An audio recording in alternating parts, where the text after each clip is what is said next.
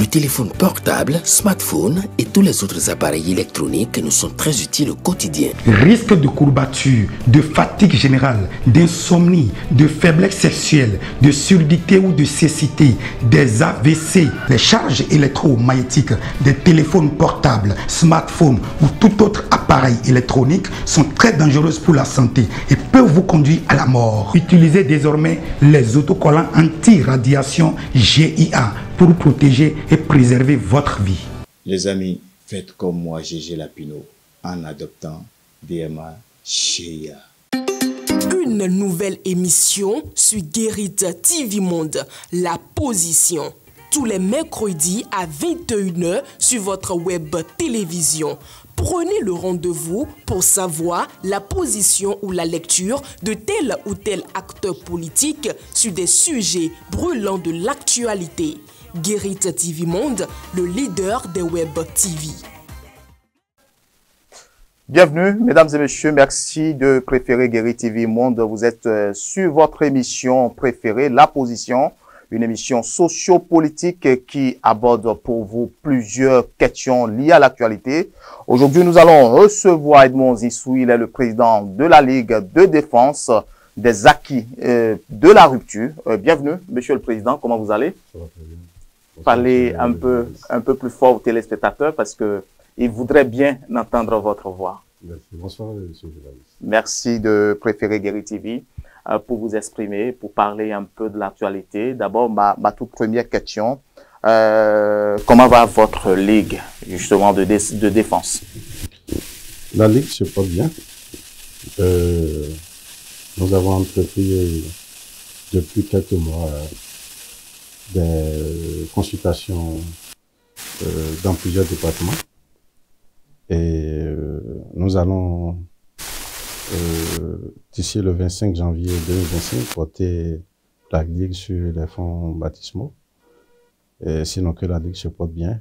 Et nous entendons faire notre rentrée politique à partir du 25 janvier 2025. Pourquoi une telle initiative? Pourquoi c'est une ligue dénommée Ligue de défense des acquis de la rupture? Alors, ma question, pourquoi d'abord cette initiative? Et si évidemment la rupture s'en va, est-ce que le dénominatif va changer? Absolument. Pourquoi cette ligue d'abord? Parce que durant 8 ans, nous avons attendu la concrétisation des nombreuses réalisations du PAG pour pouvoir lancer cette ligue. Vous n'êtes pas sans savoir que à l'avènement du régime Talon, beaucoup étaient pessimistes qu'il allait relever le défi. Mais aujourd'hui, nous pouvons, face à nos adversaires, comparer bilan à bilan. Donc, l'une des raisons qui nous ont motivés à mettre en place cette ligue, c'est que beaucoup de choses qui se font n'est pas connu des populations qui sont beaucoup plus reculées ou bien qui ne sont pas dans les villes. Donc, nous pensons avec cette ligue faire le tout, montrer à la population ce qui se fait, ceux qui ne sont pas à Porto-Novo, à Cotonou, à Calavi, voir les réalisations qui se font. Et en tant que jeunes, nous nous sommes dit c'était notre manière de contribuer, de faire promouvoir ce qui se fait de bon chez nous. Et voilà. Ligue de défense des acquis de la rupture. Moi, ma question, je l'ai posée tantôt, c'est la rupture qui semblerait peut-être un peu gênée, non pas parce que ça vient du président Patrice Talon, pas du tout. On se demande si la rupture s'en va, parce que vous n'êtes pas sans savoir qu'on est à quelques années du départ de cette rupture-là. Si la rupture s'en va, alors est-ce que le dénominatif va changer? On avisera si le dénominatif va changer ou pas. Mais pour le moment, le gouvernement qui est là, c'est le gouvernement de la rupture. Alors, nous entendons promouvoir les œuvres de la rupture. Parce que, si vous vous souvenez, le président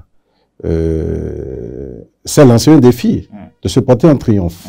Et je crois que nous tirons tout doucement à la fin du régime. Et c'est pour nous le moment d'exhiber tous les efforts du gouvernement qui mettent vraiment, qui révèlent le Bénin. Comme l'a si bien dit le président de la République, le Bénin est davantage révélé au monde. Donc nous voulons révéler ce qui se fait dans nos villages, un peu partout, pour ceux qui n'ont pas les informations. C'est ce que nous entendons faire. En tout cas, vulgariser les actions de la rupture depuis 2016 à nos jours. 8 ans déjà que le président Patrice Talon a pris le pouvoir. Le plus important, ce n'est pas la fin de son mandat. Non, c'est ce qui est concret. Ce qui est fait. Oui. Je suis il y a beaucoup, dans les différents villages, dans les différents arrondissements, dans les différentes communes. Donc, comment la rupture a impacté les différentes zones du Bénin. C'est d'ailleurs l'objectif de votre ligue, si on vous résume. Déjà, en 8 ans, qu'est-ce qui vous a concrètement marqué au niveau de la rupture? Beaucoup. D'accord. Puisque tout était à refaire. Les réformes et à l'unanimité, opposition ou pas, nous pouvons saluer le courage du président de la République d'aller au terme d'un certain nombre de réformes qui mettent vraiment le Bénin à un niveau auquel nous sommes tous fiers aujourd'hui. Sur le plan infrastructure économique, social et tout culturel, le Bénin s'est révélé davantage au monde. Donc, je pense que le président de la République et son gouvernement ont abordé tous les domaines, tous les aspects socio-économiques de notre pays. Et il est important de faire savoir le travail qu'ils ont mis 8 ans à faire. Voilà. En parlant justement de réformes, quand vous parlez quand même que les réformes sont à saluer, je préfère d'abord qu'on prenne l'aspect politique, parce que c'est ça qui intéresse tout le monde. Monsieur Edmond Zissou, vous-même vous le savez, et cette question de réforme du système partisan en passant par le code électoral, et ce code électoral qui est toujours à critiquer, et qu'on le veuille ou non, l'opposition jusque-là ne digère pas, même au sein de votre... Au sein de la mouvance présidentielle, il y a d'autres en catimini qui nous confient quand même que tant qu'on ne révise pas le code électoral, c'est-à-dire qu'on aura toujours de difficultés au niveau des élections. Quand vous faites votre lecture au niveau du code électoral, est-ce que vous pensez quand même que, bon, il y a aussi quelque chose à corriger? Vous savez, le code électoral, ce n'est pas une Bible où on ne peut pas toucher. Mais nous devons également savoir que la démocratie, c'est la loi de la majorité. Et parlons du consensus, on ne peut pas avoir de consensus à 100%. D'accord. Je pense que nos amis d'en face devraient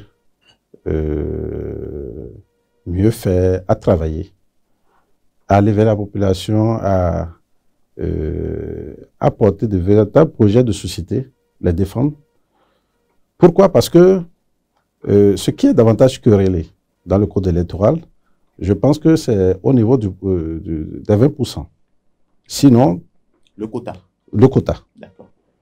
Mais ça s'applique à tout le monde, y compris les partis de la mouvance. S'ils sont vraiment un parti du peuple, qui travaille. C'est pas que le code... On a fait le code à 10% pour les partis de la mouvance et 20% pour les partis de l'opposition. C'est pour tout le monde qui travaille. C'est possible qu'ils aient les 20%. Sinon que le code a réglé beaucoup de problèmes de transhumance, beaucoup de choses. Donc, je ne dis pas non qu'on ne peut pas réviser le code, mais que les partis d'opposition soient au moins sérieux envers le peuple qui travaille, au lieu d'être là à quereller tout le temps le code, non. Qu'est-ce que vous, au niveau de la Ligue, après avoir lu le code, vous pouvez proposer peut-être aux députés, parce que c'est eux qui sont actuellement au pouvoir, en leur disant, bon, au niveau de cet article, par exemple, nous pensions que si on le fait comme ça pourrait marcher. Parce que vous l'aviez dit, le code n'est pas une Bible, on peut le retoucher à tout moment. Cependant, si on vous dit de faire une proposition qui pourrait peut-être ramener beaucoup plus le consensus, quelle serait la vôtre? Non, jusque-là, il n'y a rien dans le code qui nous dérange. D'accord. C'est aucun affaire de dire ce qui les dérange. Et ce qui les dérange, c'est ça, je viens de vous... C'est le quota. C'est le quota. D'accord. Mais le quota s'applique à tout le monde. D'accord. C'est pas uniquement au parti de la mouvance. Mais qui mouille le maillot? S'ils sont vraiment issus du peuple, qui mouille le maillot? Qui mouille le maillot, qui travaille. Qui travaille. Qui démontre quand même qu'on est capable d'aller au-delà même de 20%. C'est bien possible. C'est possible. Hein. C'est possible. Et ce qui fâche, c'est aussi le peuple estime quand même que l'argent ne circule pas. On a faim. La situation économique est pratiquement à terre. Vous-même, est-ce que ça vous arrive de manquer quelques sous dans votre poche? Vous savez,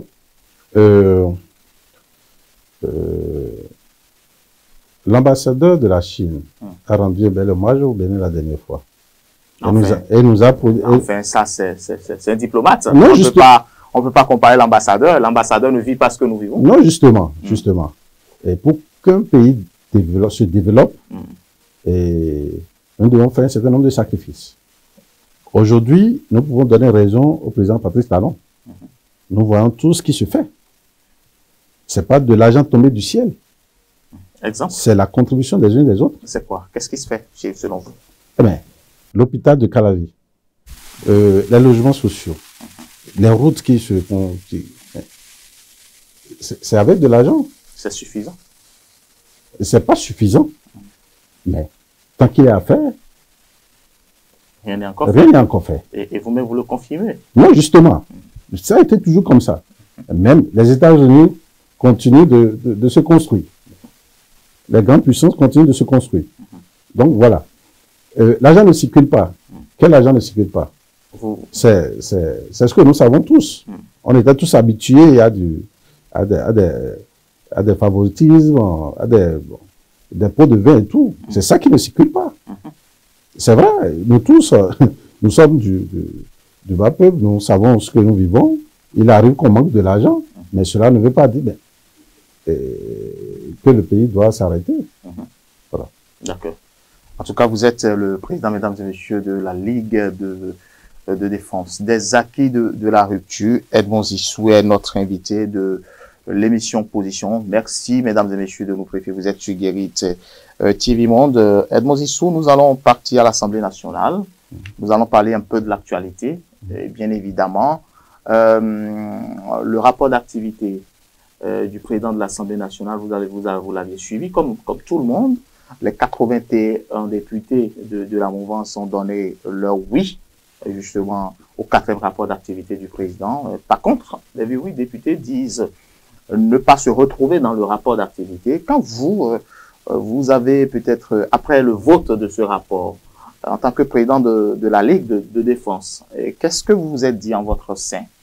Est-ce que les députés les démocrates, bien évidemment, n'ont-ils pas raison de pouvoir peut-être estimer qu'on vienne leur servir toujours le même discours en matière de rapport? Non, mais je pense que ils ont manqué d'élégance. Comment? Et d'objectivité. Comment?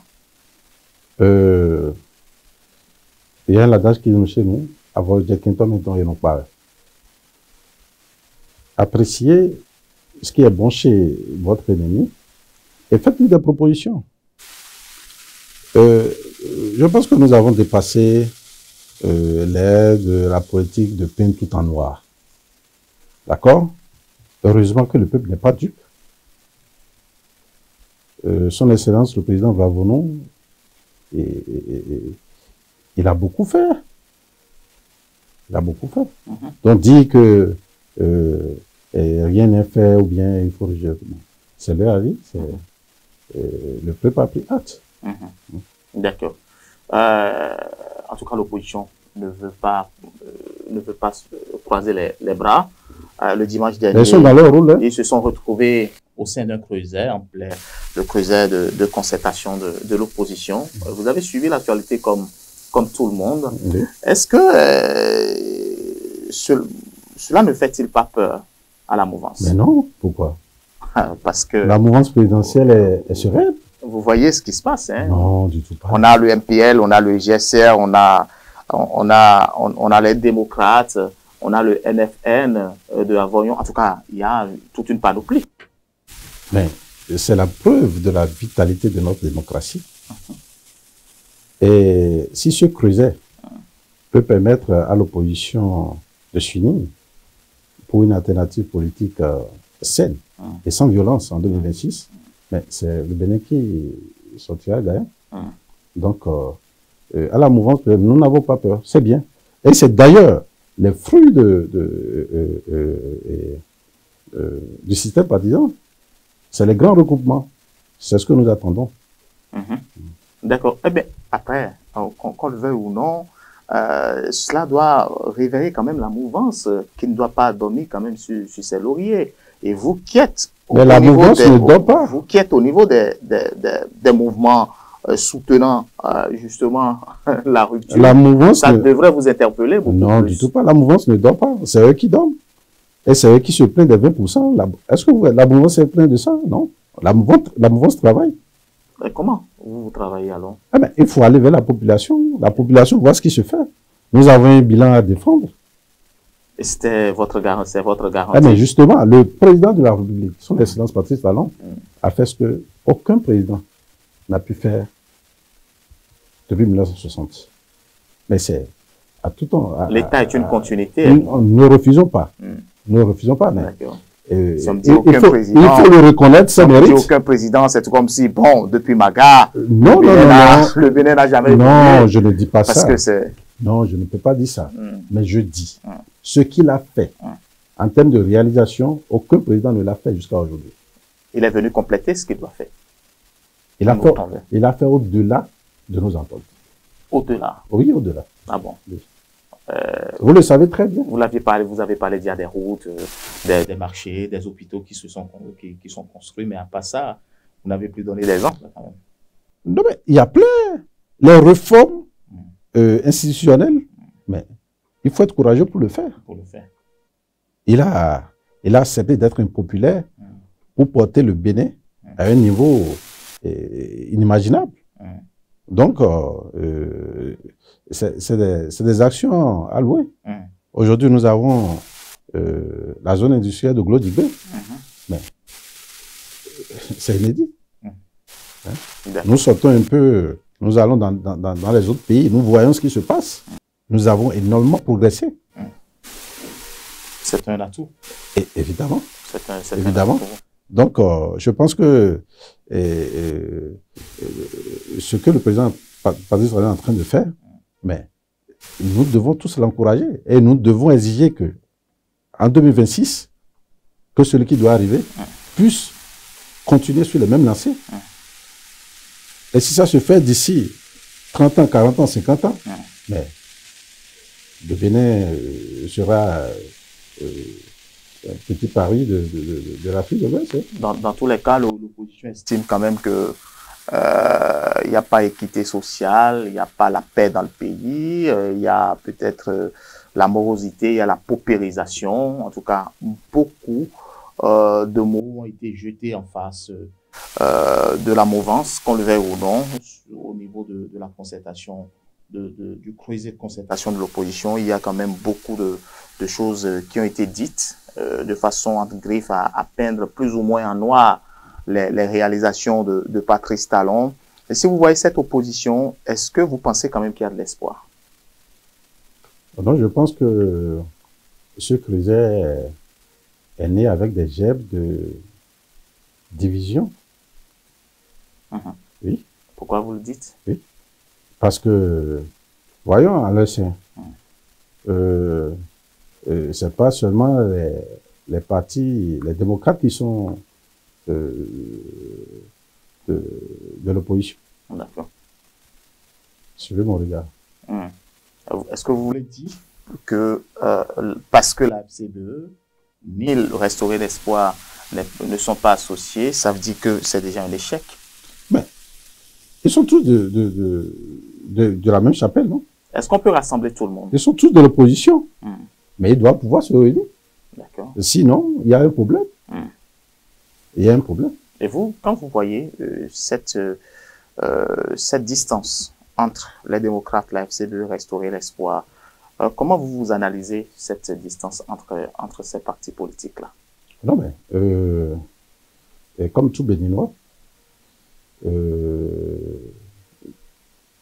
découvre que il y a un problème, et qu'on veuille ou pas, et la FCBE et le parti Restaurer l'Espoir ont tous une base électorale.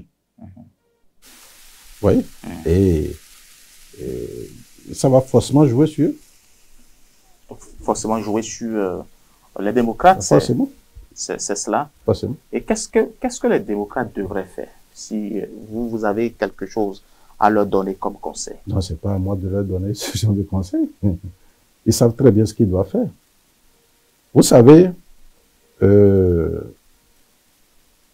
n'avons pas une opposition crédible au Bénin. Ah bon? Oui. Nous avons juste un regroupement de personnes que moi j'appelle souvent des frustrés. Oui. Ils ne sont pas d'accord avec vous? Non, non, non. Si.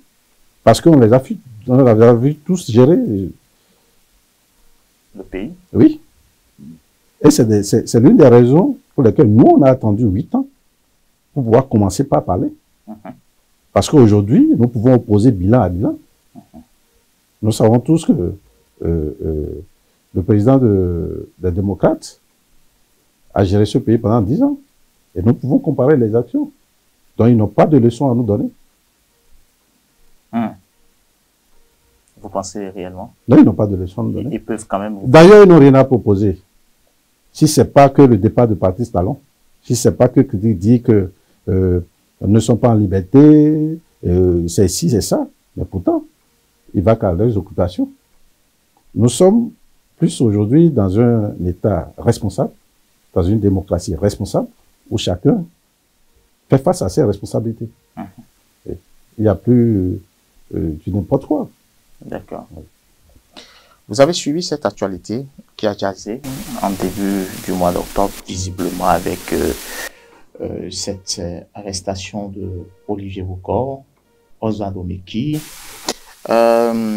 Beaucoup de partis politiques, en tout cas, quand nous allons prendre l'Union progressiste, le Renouveau et le Bloc républicain, ces deux partis ont condamné cette tentative de coup d'État en disant non à cet acte, entre griffes, qu'ils qualifient quand même d'ignoble, parce que pour eux, ils estiment quand même que la Constitution ne nous permet pas d'aller jusqu'à ce niveau donné. Quand vous avez appris cette nouvelle, c'est vrai qu'on ne vous a pas vu officiellement opiner sur cela. Est-ce que vous avez le même sentiment que l'Union progressiste, le Bloc républicain? Évidemment. Évidemment. Et ce sont des actes à condamner.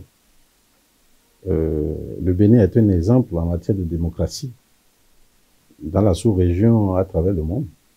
Et c'est intolérable de... on ne peut pas accepter les coups d'État encore au Bénin. En fait, c'est une tentative, c'est pas encore un coup d'État. C'est une tentative. Que ça soit une tentative de coup d'État ou bien... En tout cas, on ne peut plus accepter ça. Pourtant, ce sont des amis. Eh bien, vous savez, il est loisible de faire des commentaires, mais je pense qu'il serait plus responsable de laisser la justice aller au bout des enquêtes et de nous dire réellement ce qui s'est passé. Voilà. Donc, il n'y a plus d'autres commentaires selon vous? Non. Allez, et comment vous percevez ces différents mouvements qui se sont levés comme un seul homme en disant quand même, on veut de la justice, on veut quand même la liberté de Olivier Bokor, parce que nous avons vu plein de mouvements au B qui se sont levés en condamnant la façon dont leur leader a été arrêté. Le leader a été arrêté. Jusqu'à preuve de contraire, ils ne sont pas des officiers de police judiciaire. Et savoir qu'est-ce qui a pu se passer. Les gens parlaient de machination, de montage, de beaucoup de choses aussi. Mais c'est leur droit de dire, de penser tout ce qu'ils veulent. Mais c'est beaucoup plus responsable de laisser la justice faire son travail. Et pourquoi vous, ce silence au sein de votre ligue, justement, par rapport à cette actualité? Un dossier prenant la justice, vous voulez qu'on dise quoi? On ne va pas faire obstruction à la loi, à la justice, non? D'accord. Nous sommes respectueux de nos institutions. En tout cas, vous avez suivi Théodore Lo? Si. Le professeur. Oui. Après l'avoir écouté, quelle lecture vous faites de cette déclaration? Non, mais l'éminent professeur a donné son point de vue comme tout citoyen béninois. Et comme je l'ai dit tantôt, il revient à la justice de faire son travail. D'accord.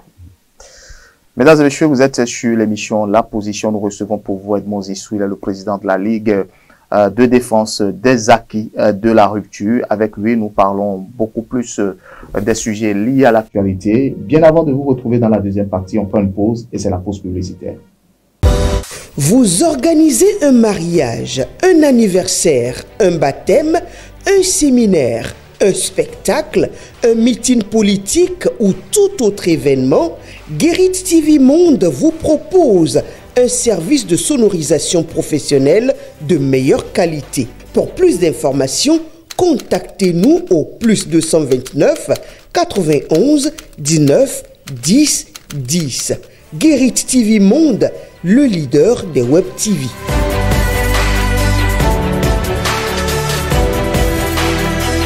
Bienvenue, mesdames et messieurs, dans la deuxième partie de votre émission, La Position, une émission sociopolitique qui reçoit pour vous Sénat Edmond Zissou. Il est le président de la Ligue de défense des acquis de la rupture. Nous étions là en train de parler un peu plus des différentes réalisations de la rupture depuis l'arrivée de Patrice Talon, en passant par justement l'actualité politique au Bénin, en tout cas les dernières informations, les dernières actualités avec la constitution de ce creuset de l'opposition, en tout cas le vote du rapport, le 4e a voté à l'Assemblée nationale, les 28 députés du Parti Les Démocrates qui ont voté contre.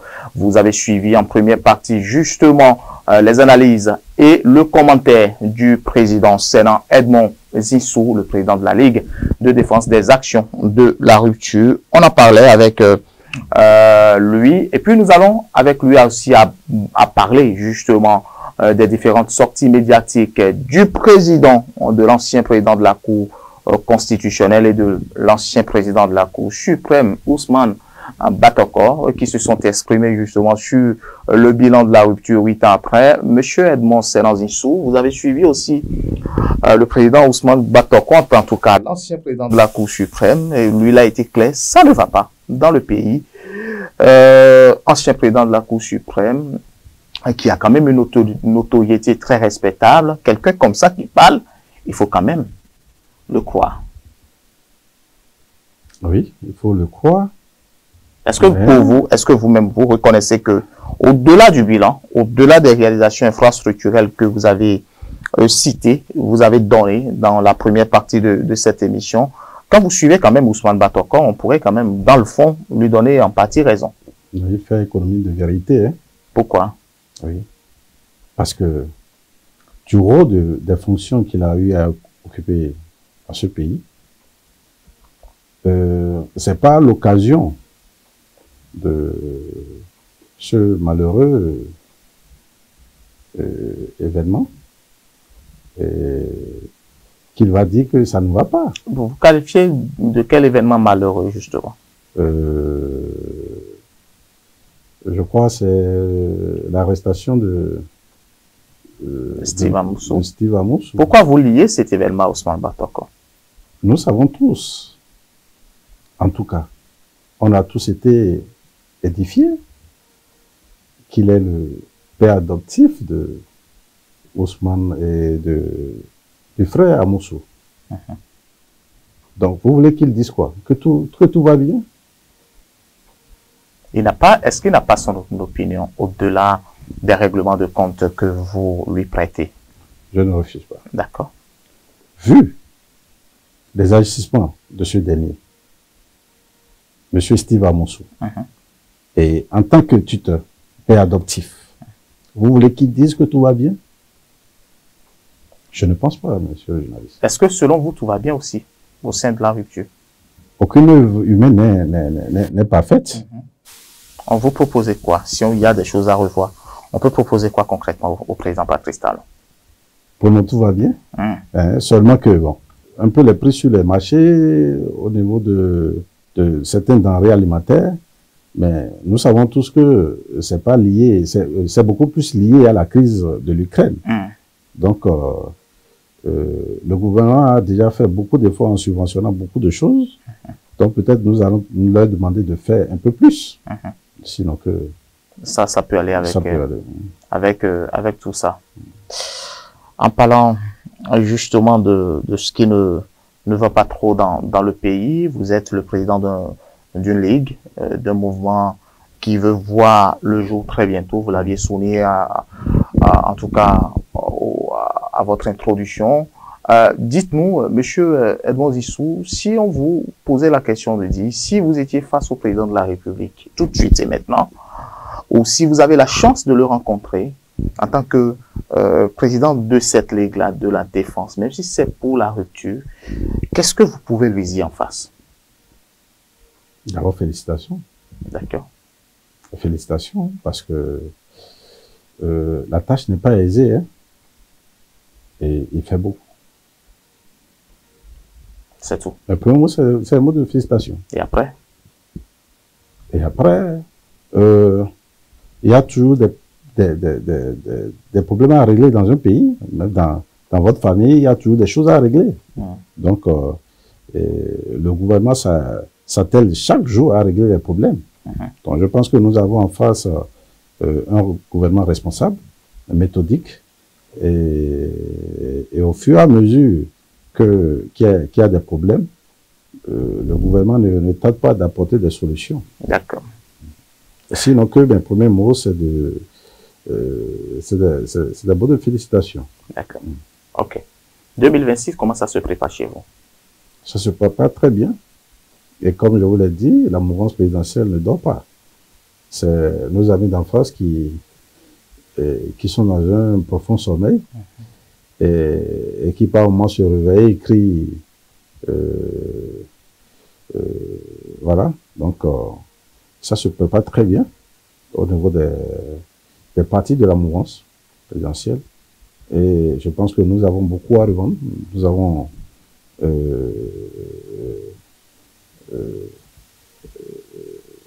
un bilan élogieux à défendre auprès de la population. Donc, voilà. 2026, c'est 3 élections. Élections législatives, élections communales, élections présidentielles. Si on vous disait au niveau de l'élection présidentielle, quel devrait être le profil du candidat que vous souhaitez? C'est le profil du président Patrice Talon. C'est vrai. Nous ne pouvons pas avoir exactement Patrice Talon, mais un profil qui tend vers le profil du président Patrice Talon. C'est-à-dire? Parce que nous avons un président sobre, travailleur, planificateur, méthodique. Nous avons un président qui respecte sa parole. Voilà. Je pense qu'il a fait beaucoup de promesses, qu'aujourd'hui, nous voyons tous des réalisations sans tapage, sans bruit. Donc, nous ne pouvons que souhaiter un profil du genre. Votre mot de la fin, voilà. Mon mot de la fin, c'est de dire au peuple béninois que nous sommes sur la bonne voie. Que 2026, nous devons exiger du président Patrice Talon la continuité de ses actions. Pourquoi je dis exiger du président Patrice Talon? Parce que c'est le leader de la mouvance présidentielle. Et le candidat qu'on va nous proposer pour les élections de 2026, comme je l'ai dit tantôt, doit tendre vers le modèle de Patrice Talon. Ce n'est qu'à ce prix que nous pouvons voir un Bénin émergent d'ici 10, 20, 30 ans. Parce que il fallait et il nous faut quelqu'un comme son Excellence Patrice Talon pour que le Bénin puisse se hisser au rang des nations émergentes. Merci. Merci, mesdames et messieurs. Merci de nous avoir suivis. C'était votre émission La Position qui recevait pour vous Sénan Zissou Edmond. Il est le président de la Ligue de défense des acquis de la rupture. Une émission sociopolitique qui a abordé plusieurs questions de l'actualité avec lui. Il a été notamment question de ce creuset de l'opposition. Il a été question de rapport, le 4e voté à l'Assemblée nationale et rejeté par les démocrates de façon catégorique. Et nous avons parlé justement des déclarations des anciens présidents de la Cour suprême et de la Cour constitutionnelle, Ousmane Batokor, et puis Théodore Olo. Nous sommes revenus un peu plus sur le bilan du président de la République, les 8 ans. En tout cas pour Sénan Edmond Zissou, il est quand même préférable de féliciter le président de Patrice Talon pour ses actions enregistrées depuis 2016 sur le plan infrastructurel, sur le plan socio-éducatif et sur le plan économique. Il a quand même félicité le président puisque le bilan pour lui et selon lui est très élogieux, même s'il y a des choses à corriger au niveau du panier de la ménagère. Il est préférable quand même de respecter, de pouvoir dire oui au président Patrice Talon pour toutes ces réalisations. Nous pensons, mesdames et messieurs, quand même que Sénan Zissou Edmond a aussi dit que il est temps que l'opposition aussi puisse resserrer les rangs parce que de l'autre côté de la mouvance, le travail se fait et ils n'ont pas peur pour quand même 2026 parce que 2026 reste un enjeu capital et c'est là que tous les défis seront relevés. Merci de nous avoir suivis. On se retrouve très prochainement. Une nouvelle émission sur Guérit TV Monde, La Position. Tous les mercredis. Une nouvelle émission sur Guérit TV Monde, La Position. Tous les mercredis à 21h sur votre web télévision. Prenez le rendez-vous pour savoir la position ou la lecture de tel ou tel acteur politique sur des sujets brûlants de l'actualité. Guérit TV Monde, le leader des web TV.